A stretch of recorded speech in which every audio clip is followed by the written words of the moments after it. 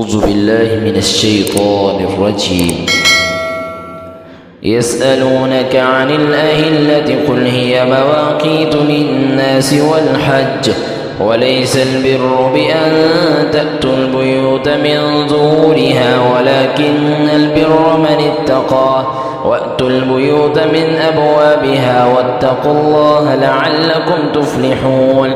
وقاتلوا في سبيل الله الذين يقاتلونكم ولا تعتدوا إن الله لا يحب المعتدين. واقتلوهم حيث ثقفتموهم وأخرجوهم من حيث أخرجوكم والفتنة أشد من القتل ولا تقاتلوهم عند المسجد الحرام حتى يقاتلوكم فيه فإن قاتلوكم فاقتلوهم كذلك جزاء الكافرين. فإن انتهوا فإن الله غفور رحيم. وقاتلوهم حتى لا تكون فتنة ويكون الدين لله فإن انتهوا فلا عدوان إلا على الظالمين.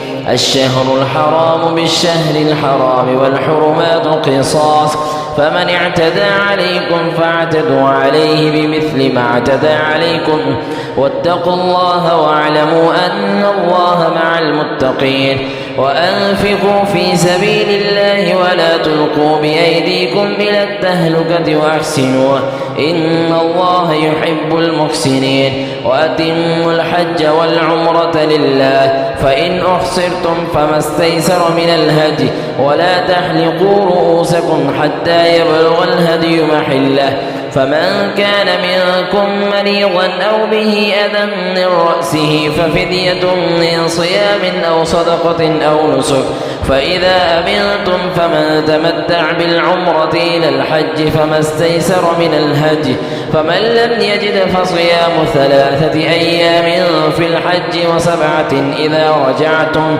تلك 10 كاملة ذلك لمن لم يكن أهله حاضر المسجد الحرام. واتقوا الله واعلموا أن الله شديد العقاب.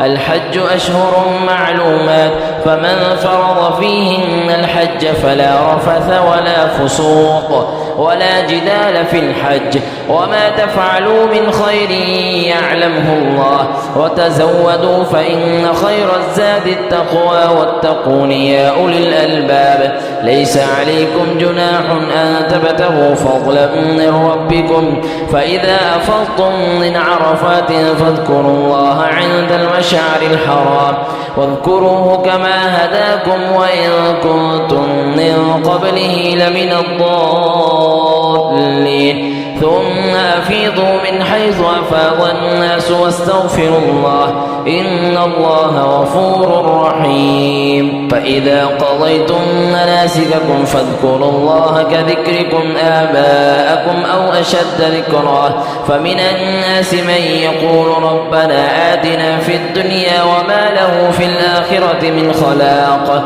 ومنهم من يقول ربنا آتنا في الدنيا حسنة وفي الآخرة حسنة وقنا عذاب النار. أولئك لهم نصيب مما كسبوا والله سريع الحساب. واذكروا الله في أيام معدودات فمن تعجل في يومين فلا إثم عليه ومن تأخر فلا إثم عليه لمن اتقى. واتقوا الله واعلموا أنكم إليه تحشرون.